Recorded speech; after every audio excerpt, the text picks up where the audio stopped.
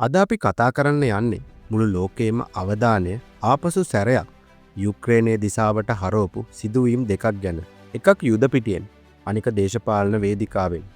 එක පැත්තකින් රුසියාව මාස ගණනකට පස්සේ ලැබපු ලොකුම යුද ජයග්‍රහණය වාර්තා කරනවා. ඒ තමයි උපාය මාර්ගිකව ඊටාම වැදගත් කූපියන්ස් නගරය අල්ලා ගන්න එක. අනිත් පැත්තෙන් කවදාවත් පස්ස නොබලපු රුසියාව එක්ක ගිවිසුම් එපා කියපු ජනාධිපති සෙලෙන්ස්කි හදිසියෙම රුසියාව එක්ක සාම සාකච්ඡාවලට එන්න කැමති වෙනවා. ඇයි මෙහෙම වුණේ? මේ සිදුවීම් දෙක අතර තියෙන සම්බන්ධය මොකක්ද? ඇමරිකාව මේකට බලපෑම් කළාද? අද වීඩියෝ එක තුලින් අපි මේ ගැන කතා කරමු. ඔයාට මේ ගැන සම්පූර්ණ විස්තරය දැනගන්න මේ වීඩියෝ එක අවසන් වන තෙක් අපිත් එක්ක රැඳෙන්න කියලා අපි ඔයාලට ආරාධනා කරනවා.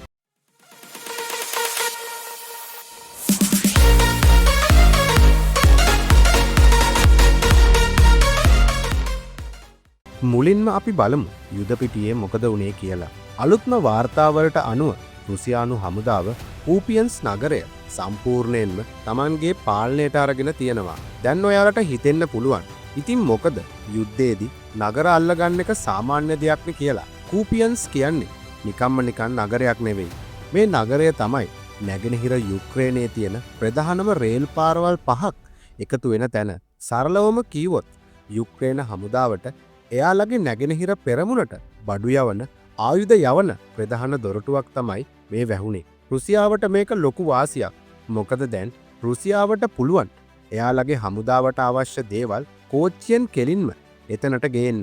ඒ විතරක් නෙවෙයි කූපියන්ස් කියන්නේ කාකිව් නගරයට එන්න තියෙන ප්‍රධානම මාර්ගය. කාකිව් කියන්නේ යුක්‍රේනයේ දෙවෙනි විශාලතම නගරය. දැන් රුසියාව ඉන්නේ කාකිව් වල දොරකඩ.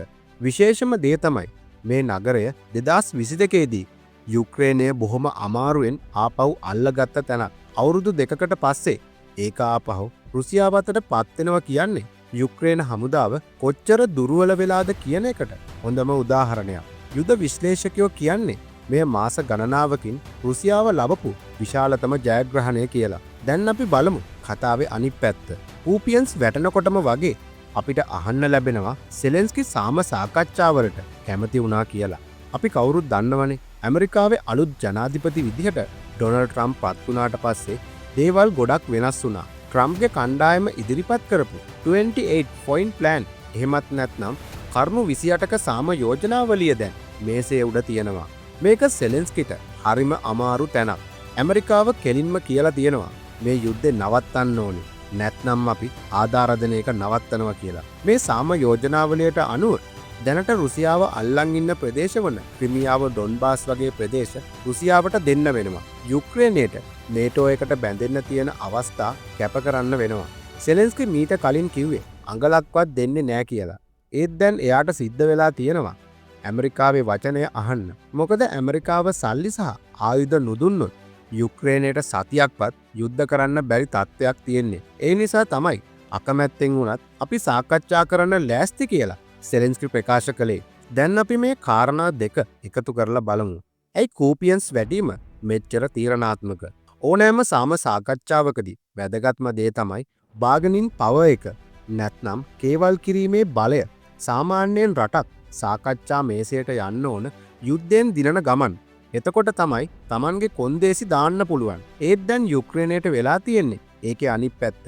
කූපියන්ස් වගේ විශාල බලකොටුවක් වැටුනම රුසියාව සාකච්ඡා මේසයට එන්නේ ජයග්‍රහී ලීලාවෙන්. පුටින්ට කියන්න පුළුවන් බලන්න ඔයාලගේ ආරක්ෂක වලලු බිඳිලා ඉවරයි. තවත් යුද්ධ කළොත් ඔයාලට කාකිව් නගරයක් නැති වෙයි කියලා. මේ නිසා සෙලෙන්ස්කිට සිද්ධ වෙනවා රුසියාව ඉල්ලන දේවල් වලට වැඩිපුර නම්‍යශීලී වෙන්න. ඇමරිකාව බලපෑම් කරනවා වගේම යුද පිටියේ පරාජයත් සෙලෙන්ස්කිව කොනකට තල්ලු කරලා තියෙන්නේ. කූපියන්ස් අහිමිවීම නිසා යුක්‍රේනයට දැන් තර්ක කරන්න තියෙන ඉඩකඩ බොහෝම සීමිතයි. සමස්තයක් විදිහට ගත්තම පේන්න තියෙන්නේ යුක්‍රේනයේ ඊටාම අසීරු සන්ධිස්ථානයක ඉන්න බවයි. එක පැත්තකින් රුසියානු හමුදාව වේගයෙන් ඉස්සරහට එනවා. කූපියන්ස් වගේ තීරණාත්මක තැන් අල්ලා ගන්නවා. අනිත් පැත්තෙන් Tamanගේ ප්‍රධාන මිතුරා වන ඇමරිකාව දැන් නැති ගිවිසුමකට යමු කියලා බල කරනවා. සෙලෙන්ස්කි සාම ගිවිසුමකට කැමති වුණා කියලා නිවුස් වල ගියත් ඇත්තටම එයා එකඟ වෙලා තියෙන්නේ සාකච්ඡා කරන්න විතරයි. හැබැයි කූපියන්ස් පරාජයත් එක්ක බලනකොට ඒ සාකච්ඡා යුක්‍රේනයට වාසිදායක වෙයි කියලා හිතන්න අමාරුයි. බොහෝ විට යුක්‍රේනයට තමන්ගේ භූමියෙන් කොටසක් සදාකාලිකවම අතහරින්න සිද්ධ වෙන්න ඉඩ තියෙනවා. මේක ලෝක දේශපාලනේ ලොකු හැරවුම් ලක්ෂයක්. ඔයාලා මොකද හිතන්නේ? යුක්‍රේනීය භූමිය දීලා සාමය තෝරාගන්න එක හොඳයිද? නැත්නම් දිගටම සටන් කරන්න ඕනේද?